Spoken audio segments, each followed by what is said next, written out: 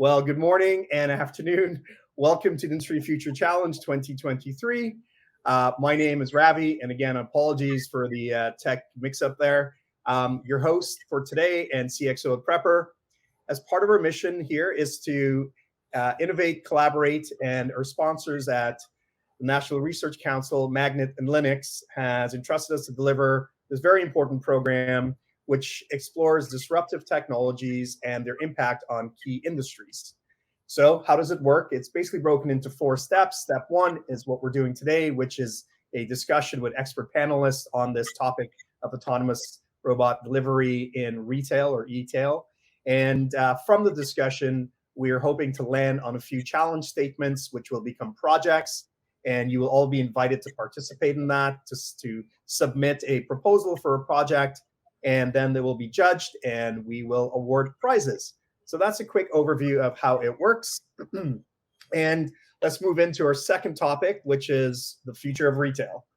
So why the topic of autonomous robots? Well, as a fan of the Jetsons growing up, I've been waiting for the day when robots will be part of our lives. And today, here we are.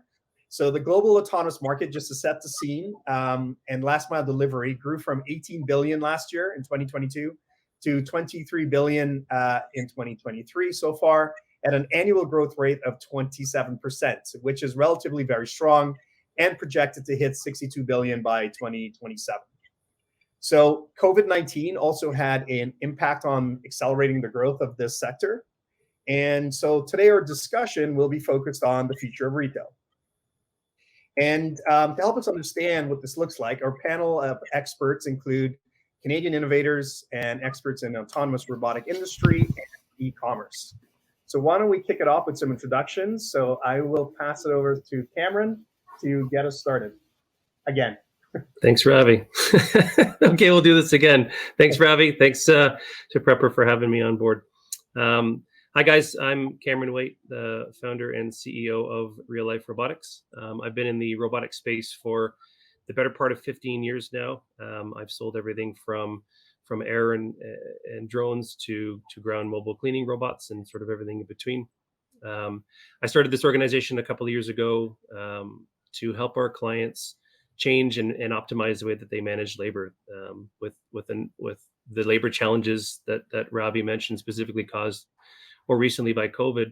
There's a lot of jobs open and not a lot of people to fill those roles, and so it's a perfect sort of storm for automation. So our organization is in the cargo and last mile delivery robotic space.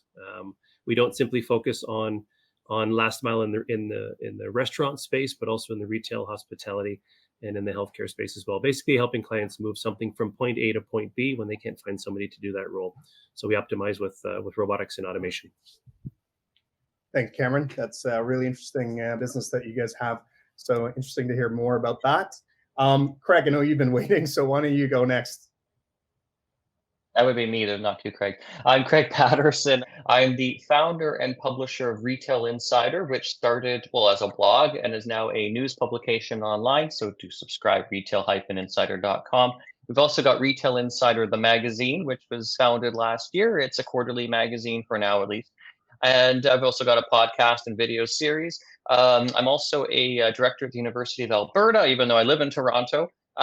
We've got a Center of Cities and Communities, which includes a merger of, I guess, a real estate center and a retail school. I'm a former lawyer, and I'd also do some public speaking. So thank you so much, everyone, for having me here today, and welcome. Thanks, Craig.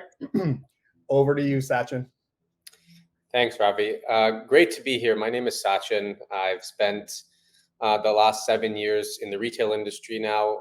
The majority of my time was at Hudson's Bay Company, where I worked in 9 roles across different functions such as merchandising, planning, analytics, finance, and more proficiently and more recently in the marketing strategy and media side, leading a couple of those functions there. I'm now doing 2 things. One of them is I help large retailers modernize their value chain through my advisory firm called Next Commerce, which is a boutique advisory firm specializing in retail, e-com, retail media, and so forth. What I think is even more exciting is I'm working on a business called Maple Direct, which will be launching next month. So we're building a growth platform that enables brands to get their products online on both the D2C side and connected to retail websites, giving them scale quicker, cheaper, and more effectively by connecting them to the right customers and the right channels in the Canadian market. So excited to be here. Thanks, Sachin. And Jackson. Hi, Ravi. I'm also excited to be here and happy to be amongst everyone. And so I am the founder and CEO of a company called Delio, where we are a last mile or local delivery solution for local merchants, local businesses within Canada. We deliver locally within Edmonton, Calgary, Vancouver, and Toronto GTA area.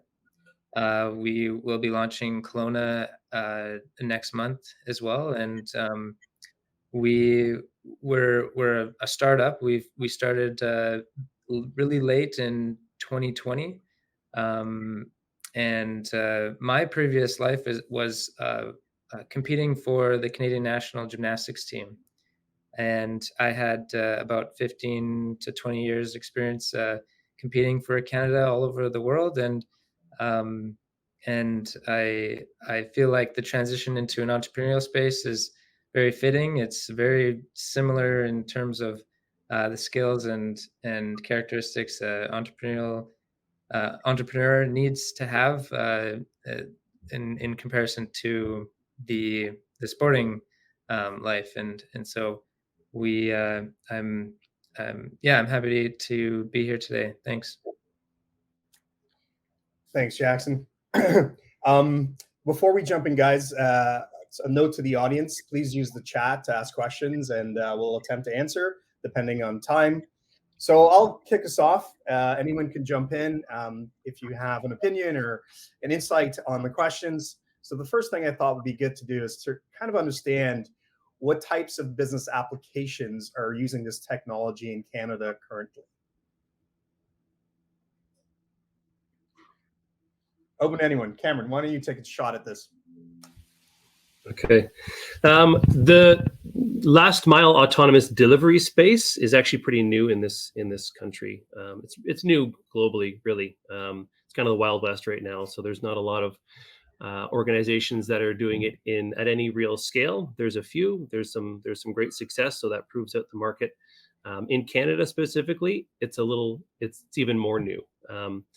There are some examples of retail restaurant organizations that have tried to do some local deliveries of food products. That's the first kick at the can. I think as it grows, we're going to see more.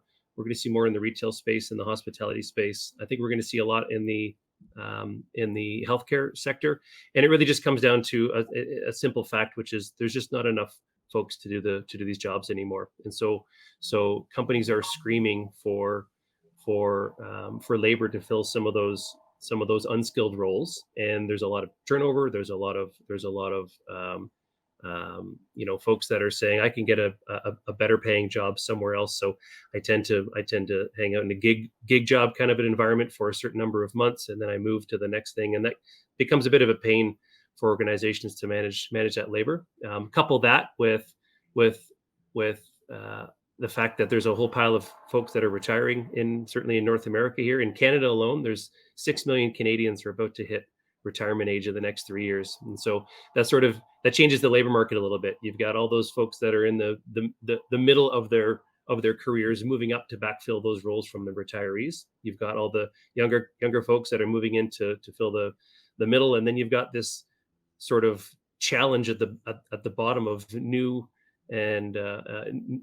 folks looking to fill in that labor role. From Canada's immigration policy, we're bringing in doctors and engineers, and we're not really bringing in a lot of folks to work in a warehouse anymore or deliver a pizza. It's becoming a really huge challenge. And when you couple that with companies' desire and needs to fulfill their clients' ask, which is deliver it to my door, right? We've had it's like a 12% increase per annum of online orders and deliveries that people have been demanding over the last few years. So people want deliveries to their house, but there's nobody to do the delivery job anymore, and companies are trying to scramble to figure out how to deal with it. So everybody says, well, let's look at automation to go ahead and do it.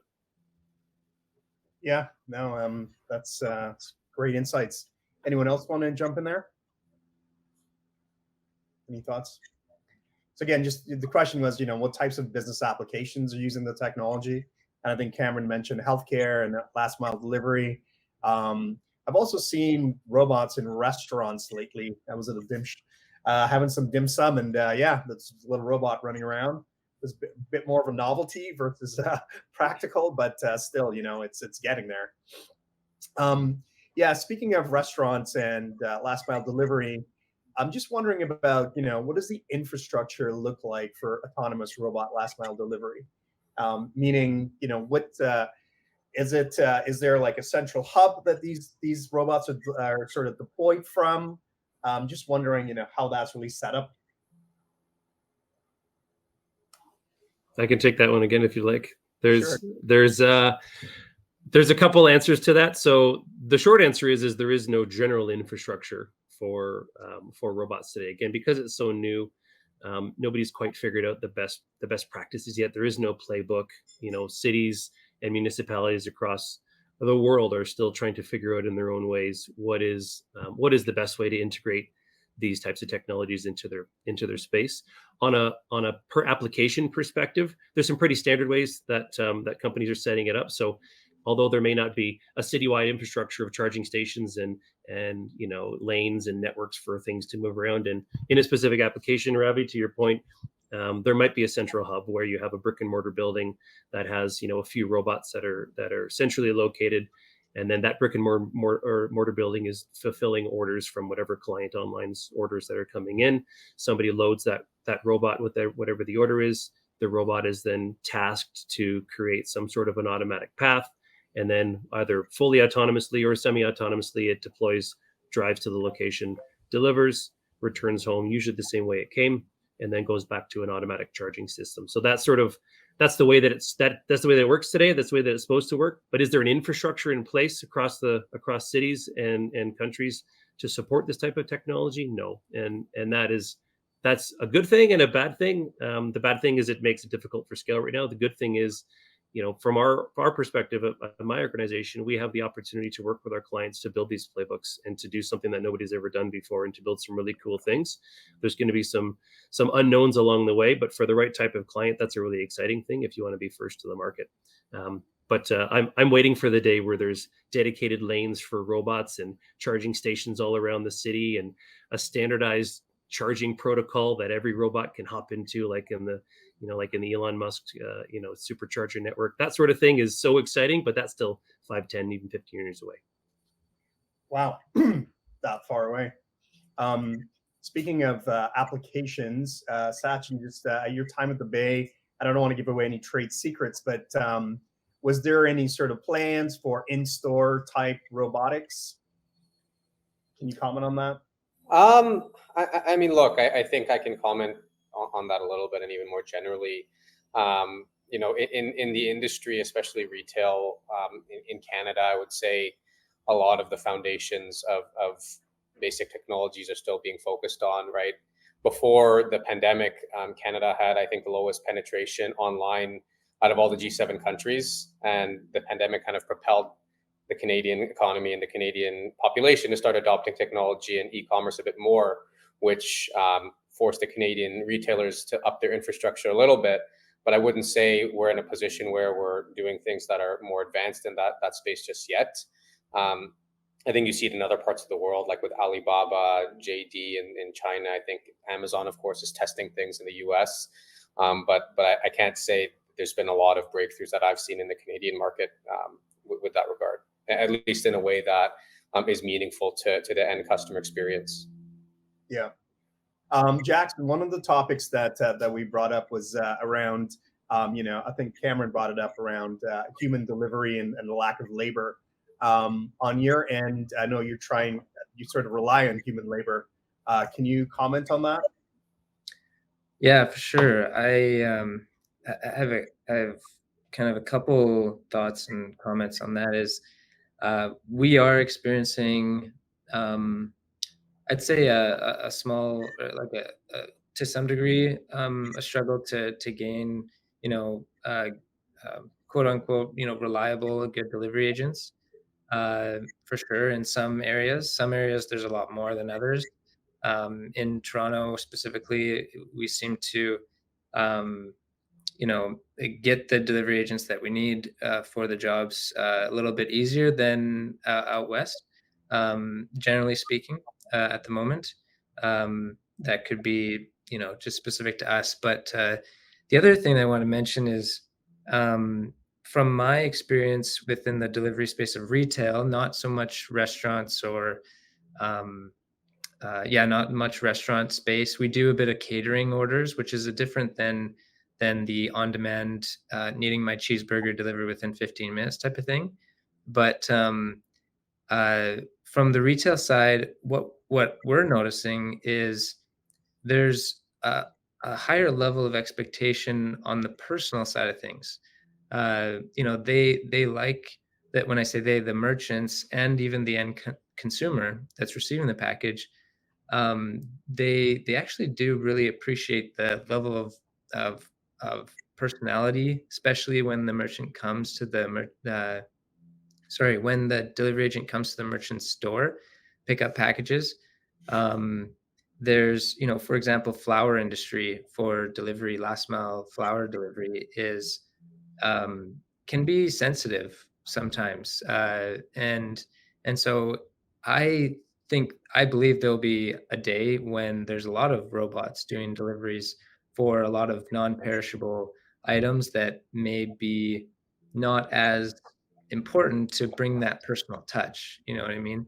And so, but there are a lot of deliveries still that I think it's a person doing them brings a lot of value, especially when that person has a great great presence about them to give comfort to the merchant and the end consumer. There's little nuances here and there with how the merchant wants things to be done, how the customer wants it delivered to their house, and uh, uh, and one day that'll all happen with robots, perhaps. But I think there's some markets in the last mile delivery that may be slower than others to adopt the robotics. So I don't know if I think makes that's a really good point. That's a really good point. I don't see robots delivering flowers. Sorry for your loss anytime soon, right? Kind of thing. Yeah. But delivering a standard package or some food just to get it to the client in a short period of time, yeah, that makes a lot of sense. But you're right. Some there's just always going to be a need for human. Now maybe in 15 years we'll have a robot that looks more humanized, and that's something that you might see delivery. But even then, it might be a little creepy when it's dropping off, Valentine's Day flowers as a robot. It's weird. Yeah. Yeah, Craig, I'll give it over to you. I just wanted to kind of crack it open. So why don't you take over with some questions? Excellent. Let's talk about regulatory roadblocks in this sector. This is something that could happen. Does anyone have any insight into regulatory roadblocks that we're seeing here with robots and autonomous last mile delivery? I guess I can take that one. There's a couple of different types of delivery methods, right? There's your ground robot solution, and then there's an air drone robot solution. Both have some regulatory challenges. Both have very interesting benefits over the other as well. There's an argument that says that having an airborne delivery solution for hard to reach areas, for maybe more rural areas, makes a lot of sense. Long distances, you got to traverse, there may be difficult roads to get back. Even the area I'm up here in the middle of nowhere at a cottage, to get to the other side of the lake that I'm looking at is probably a 40-minute drive, but I can see it from here. So it kind of makes sense to have a drone doing some of those types of deliveries, right? The challenge is that there isn't really a solution in place to have a multitude of these technologies all flying around and talking to each other. As it stands today, and generally, general Western nations, you're stuck under 400 feet in terms of your height. So you've got between 400 feet and the top of whatever infrastructure, kind of a window to hang around in. And if you've got a Domino's drone and a Walmart drone and an Amazon drone all driving around delivering different things, it becomes difficult for them to talk to each other because there is no technology today that there or standardized way for them to all talk to each other. So it becomes a bit of a challenge. Plus, there's airspace issues. There's weight challenges. The bigger the aircraft, the more powerful an engine you need, and the more powerful an engine you need, that becomes a challenge when you're talking about flying around in gasoline powered engines or whatever it is. Government's got some challenges with that, and it hasn't really been solved yet. On the ground, there's the unknowns today of integrating these robots into municipal and community spaces. So how is a robot supposed to deal with the accessibility community, or somebody who's maybe hard of hearing or blind? How does a robot interact with those communities? We haven't quite answered those questions yet. Should the robot stay on the road? Should they stay on the sidewalk? Should they be relegated to the bike lane? Are there special bike lanes or special lanes that'll be created? I think over time that's going to happen. Some of the cities that I talk to, they have these wonderful 15 and 20-year smart city plans, and that includes special infrastructure for ground mobile robotics, not only delivery solutions, but robots that might be hauling and moving garbage around at some point, or personal mobility robots. You've seen, it's like kind of like a wheelchair, but it's an autonomous robot sort of thing. Like, that's coming. That's the future here. The question is still, everybody's trying to figure out what is the best way to integrate these things into our communities, and how do we effectively do that so that we're addressing all the different types of stakeholders that would be in our communities and our environments. That stuff hasn't really been figured out yet. Yeah, makes sense. I think going back to Jackson and working with humans, I guess, as part of being delivery agents, and we've seen robots getting attacked and things like that. What measures are you guys taking to protect your delivery agents, or is this an issue for you? We within Delia, we haven't had any major issues and related to delivery agents not being treated properly or things like that. So perhaps we've been really lucky with that, and we have definitely some protocols and procedures in place to protect our delivery agents from anything from the required insurance that they need in order to deliver for us, to the type of training that we put them through so they know what to expect, especially from a merchant to merchant basis, so that there's different personalities from merchants that may be an issue, personality clash between different merchants and delivery agents.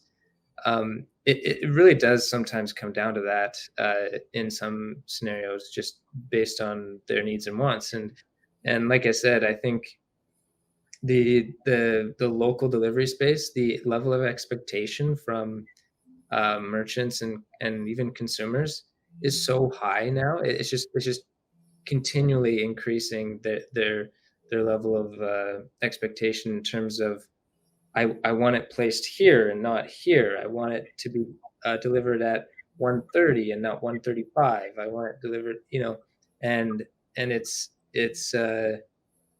difficult. And we do, as Delia, we protect our delivery agents as much as we can in terms of providing evidence all along the way, from pickup to drop off. Having their best interests in mind, and then at the same time, we have to do everything we can to make sure the merchant and the customers are happy. So we're dealing with like a three-sided situation with every single delivery we do. So it's a battle from that. Yeah, no, thanks. Sachin, you mentioned your platform. Maybe you could just go a little bit deeper into your platform and the solution it provides in retail. Yeah, I'd love to do that. So what we're basically building is a centralized platform with different services and an infrastructure that allows a brand to connect to every platform within the Canadian marketplace. So for example, if I'm a brand, I'm in Australia, I want to enter the Canadian market, we would connect them to the Maple Direct platform. We can get them on Shopify, list them on the Bay, on Amazon, on Walmart, on Wayfair, on all the different platforms to get them access to the Canadian market. Typically, for a brand to launch in this market, it takes about a year. You deal with merchants, you go through a process. We can get them live in 12 weeks. Once they kind of get their GST number registered, it's off to the races. And from there, we would then set them up with our logistics partner, with our marketing agency, with everything that they basically need to scale. So it's I'd say taking a lot of the modern principles of how D2C brands scale their business and applying it in a way to brands that don't necessarily have that background. Interesting. And I know with your business, Jackson, you're really trying to sort of create an alternative delivery mechanism other than Amazon. Correct. Yeah. Right. So your ideal target would be the local grocer or local flower shop. Yeah. Our target are those businesses that typically have 1 to 3 locations within the city. We actually have attracted some brands that are nationwide, and we're actually working with them today and starting to roll out. And those are some things that we sometimes hard to say no to, but we our goal and our mission is to actually allow these local merchants to compete against these major retail giants, and because they have the infrastructure to put in place a fairly fast delivery, last mile delivery. However, it kind of comes back to, it's not really personalized. They just, Amazon says it'll be there tomorrow. And Amazon's starting to say it'll be there tomorrow between this time and this time. Whereas for us and these other local competitors of ours, we're very specialized on the last mile service that we provide. That's just a little bit higher level than a generic delivery solution. It's more personal. Yeah, that emotional connection. I know we're kind of going off, but I thought it'd be good to kind of explain your businesses a bit more. But jumping back to something that I think is a roadblock in Canada with a lot of different types of technologies, and it's regulatory. So Craig, we talked about this a bit, but downtown, like, we can't even sort of bike lanes in Toronto and get that working properly, right?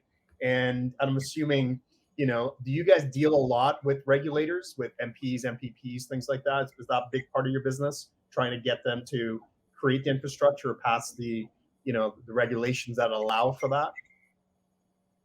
You mean myself in terms of what we're seeing with cities and whatnot? Yeah. Well, actually, and the Center of Cities and Communities is quite new, but definitely, we talked about the 15-minute community, or whatever you want to call it, around sort of a tight living and getting deliveries to people. Definitely, I mean, we haven't gone granular, say, around what we would do with bike lanes specifically, but my thoughts around that generally, just doing sort of a high level conceptualization of how we're looking at cities, is looking at ways of utilizing existing infrastructure to best, to optimize, while also trying to future proof what we're doing here. I was actually working with Sidewalk Labs before that project was canceled on the future of deliveries in urban environments, which would have been, I think, probably rolled out around the world and could have transformed cities. And really, the challenges around urban infrastructure are tremendous, especially with high density places where you've got people living, say, in multifamily buildings, whether or not they're rental or condominium, and getting that last mile is incredibly challenging. So, and again, on top of that, say with drone delivery, how do you get something to someone that lives on the 19th floor of a building? Well, these are all things that are being, I think, worked through at the moment. And the gentleman here could definitely, I think, provide some insights if they've been looking at how things will be operating with high density urban environments moving forward as we continue with technology and its adoption. Thanks, Craig. Cameron, I know you probably battled with this more. Yeah. So Craig made a good point about working with existing infrastructure. I think that's a really important piece when it comes to any robotic deployment. Unless you're building a brand new from scratch solution, with the client in mind, and the client's building that. Like, so for example, a brand new warehouse that's from the ground. You can integrate and you can design that structure or that facility to suit the robotic solution, optimally. But for the most part, that doesn't really happen in our robotics world. For the most part, we've got to work with whatever is existing already today. So that might be the existing hospital, the existing city streets, the existing warehouse, whatever. And so it's important that the robots are able to adapt and work within what is already there. Otherwise, as a robot company, we don't get scale, because it's difficult for a customer to go and spend a pile of money for robots and then also spend a whole pile more money to change their entire way that they do business to suit their new robot solution. So it's a challenge for us as robotics companies, but that's the one that we spend the most of our time in is in clients that are exploring automation, have not really thought about automation in the past, recognize that there's a need for it, but then need the robots to work with their solutions and not the other way around. But working with infrastructure is pretty important, Craig, for sure. No, sounds good. Maybe just an open question around retail. Sachin, I guess in your background, where do you think are going to be the next big trends in e-tail or e-retail? Well, I think we're seeing it, right, where retailers are kind of realizing that they simply have to be, their strongest part of the business has to be online, right? Every customer journey, I think 80 to 90% of people start their journey online, even if it's a Google search, right? And you have to start showing up properly. And from there, then I think it's how do you evolve your business model to be really strong there and evolve and embrace what retailers really are, right? Which is a platform in itself. The whole idea of the platform economy, which started with all these tech companies calling themselves platform, Meta, Uber, Instacart, etc. Like, retailers are the original platform. Years ago, before the internet even existed, they were a platform for brands to access customers. And now that's all gone online. I think what has to happen with retailers is they have to embrace the core competency of what it takes to run a good online business. So when the retailer was primarily focused on building a store business, it's all about my merchandising team, how I can set things up really well, bringing in the best products.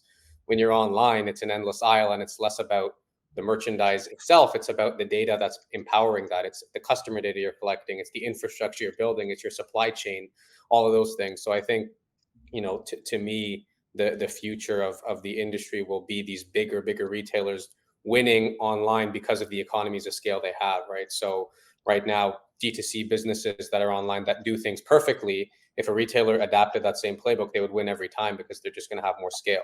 And so when it comes back to even this topic, online especially is all about unit economics, right? So every single dollar counts. And when you can start to get an advantage by scaling your business and you start to automate as many pieces of that supply chain as you can, your unit economics become better and better and better, and it squeezes out other parts of the industry, right? So I think we're going to start to see the retailers that are going to win are going to double down in that area and almost follow the footsteps of an Amazon. So yeah, platform scale. That's a good point. Anybody else want to jump in on that? Any thoughts on that? Okay. So speaking of Amazon and UPS, what are the other players in this, that are competing with these guys in Canada that are up and coming, other than your company, Cameron? Do we see any innovation in this space in Canada, or are we just dominated by these bigger American players still? I mean, I think I can jump in as well, because like Amazon is, they're a commerce company with services, and that's how they make all their money. UPS is a delivery service, so they're almost different, right? But I think you have the blending of these industries in certain ways, right? Amazon has an amazing fulfillment business as part of, and they're only able to build that fulfillment business because it's funded by their own commerce business, right? And now they make money off of that by outsourcing it. Walmart is doing the same thing now. And retailers, this is kind of my earlier point about economies of scale, embracing that part of your business and turning that into profit centers, because inherently Amazon and Walmart have to ship out more deliveries than any other company in the country. So they're going to have the best delivery systems, and they're going to start to scale them out to others. And that's what we're seeing happen today. We also see, the emergence of 3PL providers out there, right? So one of our partner companies, their name is OrderGrid. There's another company called GoBolt. There's a lot of these 3PLs that are emerging in the Canadian market, and their whole, business model is they'll aggregate all the different delivery providers, so FedEx, UPS, all the different ones out there, into their system. And when their customer has an order to be delivered, they'll pick from any of the above based on the route that's optimal, and they have almost the same level of economies of scale that an Amazon does, and it enables smaller businesses to also compete there as well.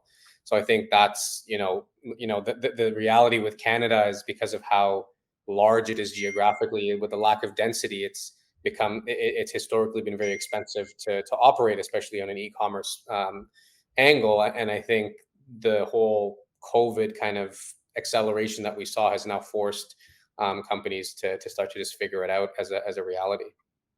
Yeah.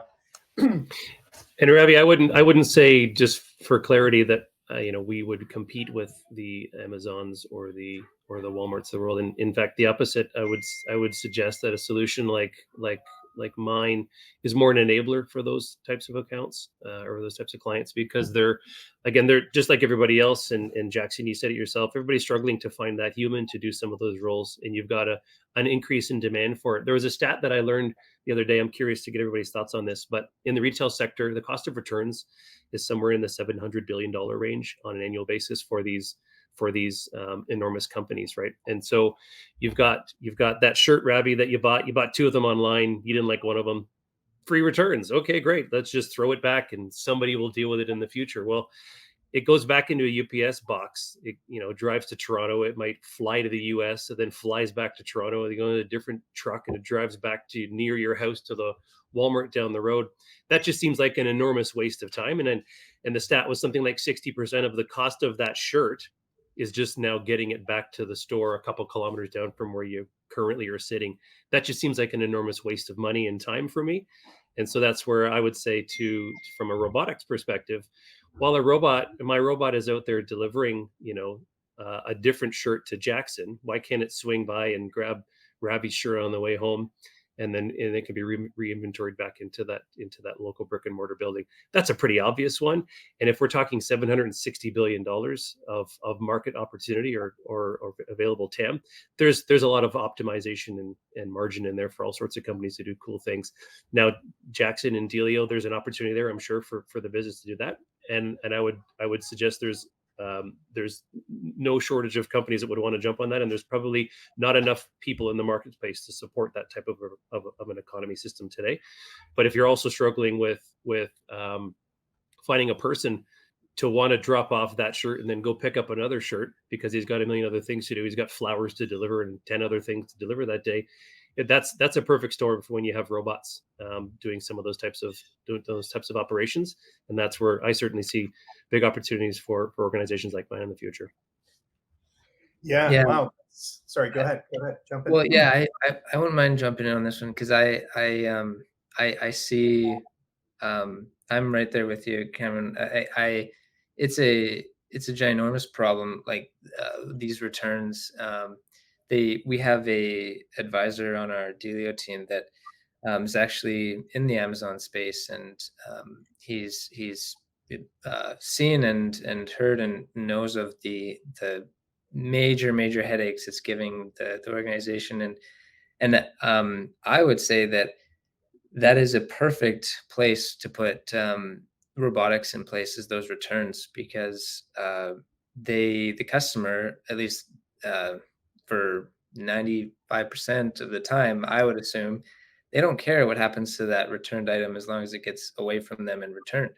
They and so because of that, there's all of a sudden no personal touch, right? They don't care if it's a robot or a person; it just needs to get back. And so we ourselves have been brainstorming a lot on how to perhaps solve that problem with a lot of our current merchants. We've talked to them about returns and such, and they realize how big of a cost it is on them. And so ultimately, consumers are, I think is going to have to migrate towards consumers are going to have to pay for that in some way, shape, or form, whether it's higher markups or return fees or whatever to keep that going. I think is inevitable. It won't be, you won't be able to sustain free returns forever just because of everything that's going on. So, yeah, Sachin, I'm curious on your thoughts on that in the retail world, because during COVID, the way for everybody to get their business was to offer free returns. No problem, bring it back. We don't care. Easy peasy. And at some point, now it's just a little cost ineffective. The challenge is, has habits already been changed? And now I'm never going to pay to return ever again. And if you do, I'm probably not going to shop from you. Like, is that the reality of the future? I don't know. Yeah, I do honestly think it likely is the reality. And that's just the thing about consumer expectations is, once an expectation is kind of set, it's hard to get it unset, let's call it. You think about, before Amazon, we could get a package delivered in a week and we think it's good. Now, if it's not here within a day, or you're not being able to track it by the hour, it's a bad experience. Same with Uber, right? And kind of what Jackson, you were saying earlier. And I think the expectation now is the same around delivery and returns as well. And I think where automation starts to come in is exactly that, because the big difference, right, when you're operating a traditional retail business as a brick and mortar store, your unit economics, meaning every sale you make, is more profitable because you don't have to deliver and deal with returns and all that. But you have to pay to maintain the store infrastructure, which is extremely expensive. E-com is actually more profitable because there's none of that high level infrastructure that you have to maintain, but the unit economics is where it becomes very, very thin. So let's say I'm a retailer, on average, I sell $100 worth of goods. If my margin is industry average, I'll probably make $20 to $30 of EBITDA on that sale. If I'm doing a sale online, I'll probably make $5, right? But I don't have to then pay my real estate bills. I don't have to pay people in stores. There's all those benefits of not having that fixed asset. So like, the e-commerce business model is actually more sustainable from that regard, but it comes down to how do you get that $5 profit to 6 or 7 or 8? And that's where that sliver, by automating certain parts of the value chain, becomes just incredibly game changing, right? Obviously businesses like Amazon, they're delivering billions of packages a year. You save $1 per package, that's a lot of money. And then even when you get down to the smaller retailers, they're in the tens or hundreds of millions. $1 or $2 by optimizing both returns and delivery is basically a make or break of being an extremely viable business, or one that's losing a lot of money. Yeah. There's also a massive green issue with this too, right? I'm sure returns probably don't get sold, and they're just disposed of potentially. I think this would be, actually, we're kind of winding down on time here, but a good challenge statement is, how do we solve this issue? How do we, with returns, and how do we maybe look at that as being recycled goods, or given to how is it reused and not just discarded, might be a good challenge statement. And I'm wondering, does just-in-time manufacturing solve this in some way? I mean, I can maybe jump in a little bit there. I think, part of the issue is this idea of the retail cycle needing to be 6 months lead time, 12 months lead time. In a lot of cases, a retailer will buy their goods, almost a year in advance, right? And then they're going to get those goods a year later. Maybe it'll sell, maybe it won't. On e-com, just in time is a lot more viable, or at least maybe a month or two at a time, where you can be much more dynamic with your replenishment model because of that fact. And I think the smarter that we're able to get when you start applying AI to these systems as well, naturally that has to be a problem that's addressed by the industry, because it is one of, unfortunately, the biggest contributors to pollution globally. Yeah. Just coming back then to robotics, guys. Cameron, the last question. I mean, Sachin just mentioned AI. Just wondering, I'm sure, I was at Collision as you were, and there was, I don't know, 100 new AI companies started in the last year. And wondering if, what is the impact AI is having on robotics? Yeah, tons. So AI, as AI has become better, so too has the ability to apply that to more and more tasks, right? Originally, robots were in a manufacturing plant, automotive plant, doing simple welds and moving a piece of glass from here or there, whatever it would be. As the ability to automate got better, those robots started to leave factories and they started to go into the open space, and you had drones driving around and or flying around and maybe doing inspections on power systems, or in the military space looking for bad guys on a battlefield. And now we've got AI and the ability to make a robot autonomous, to do some of these more basic tasks, which are actually really complex tasks, like drive down the sidewalk and across the street and deliver something and come back again. It's a really complicated thing to do because robots are generally pretty dumb. They only do what you tell them to do. So you have to think about all those different scenarios and variabilities that are going to be in that environment for the robot to know how to interact and deal with them. So as AI has gotten better, so too has the ability to be more and more autonomous in indoor and outdoor environments. But another cool thing that comes from AI is, to Sachin's point, from data analytics and customer behaviors and tracking, trends. Those are things that robots with AI can do really well. Or if you have, say, you have a robot that's out, driving in a city street and it's doing deliveries of whatever packages it needs to do. Well, along the way, it's going to be passing people. It's going to be passing the infrastructure of the city. I'm going to be taking pictures, say, of every fire hydrant that's in the city. And now I can georeference that fire hydrant and I can see how that fire hydrant looks today. Is it in bad shape or is it in good shape? And so when the city says, hey, we're looking to do a 10-year plan, and we're going to have to do some infrastructure changes, which one of our fire hydrants are in good shape or bad shape? Well, there's data now that you can run some machine learning algorithms to all the data that you've been capturing, and AI can tell you and prioritize which type of which one of your fire hydrants need to be replaced or not. So there's all kinds of cool things that come from robots now driving around in public and community environments. And then when you bring some AI into that and start to manipulate that data, you get a whole pile of insights that you never really had before. Plus, to the point of being able to track the robot and track where it is and track your package and all those things that come just sort of standard now. There's all kinds of exciting data points, and nobody's even thought of yet that robots are going to enable that you can't really get today with people. Yeah, thanks. No, that makes sense. I guess just to wrap up, maybe, like I said, we are looking for a couple challenge statements, projects that people can sort of submit as part of the program.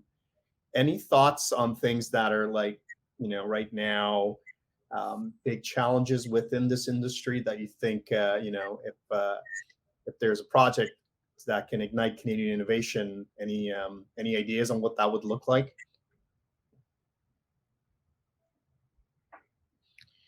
Well, I think the return thing is a big is he sticks out like a sore thumb, at least in my world, for sure. And then one last comment on, Cameron, you touched on it, was that there's, like, sometimes I just wish a delivery agent was a robot, because I was like, just please do what he asked you to do. And then sometimes I really, really appreciate the delivery agent thinking on its feet, right? His or her feet, and addressing the situation and doing what's logical or even above and beyond. And so that gap between being a robot and having the knowledge of what's happening in that situation of that delivery, that's super valuable to be able to close that gap with a robot. So. Yeah, it's a great question, or it's a great point, and it's something that clients, when we talk to them, certainly bring up as well. We sort of saw that in an interesting way, which is our robots can be autonomous in that they get from here to there all by themselves, but there's an element of teleoperation that is included in every robot at some point. There's always a human in the loop somewhere in every robot that is out there, and so when you actively enable that and work with your clients to bring that solution to the table, you get into this interesting melding or merging of robots and people. So your point of, I think you said you've got no problem finding people in Toronto, but you struggle to find somebody in Vancouver, right? As an example. Well, robots scale really, really, really well, and people generally don't. And you don't always have people where you want them. So the nice thing about a robotic solution is, as the mobile unit moving something from here to there, that's just a scalable robot. You buy one, you buy 10, you buy 100. Put them in whatever environments you need to.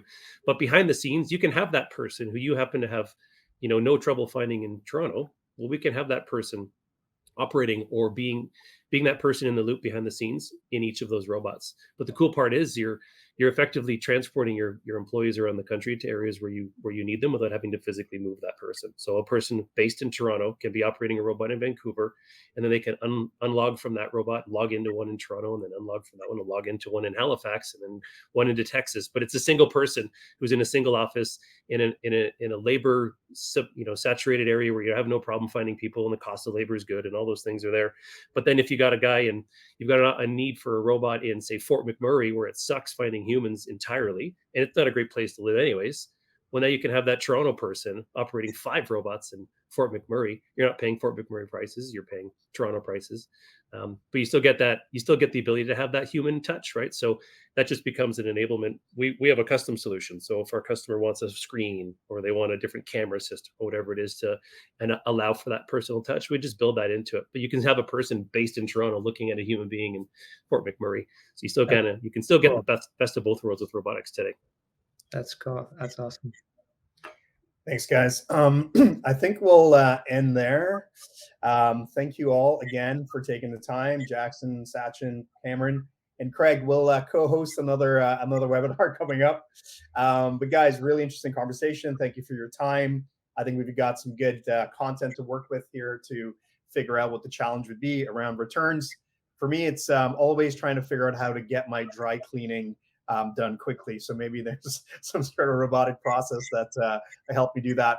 But again, thank you so much. Appreciate the time, and glad to bring the group together, guys. Take care. Have a great day. Thank you.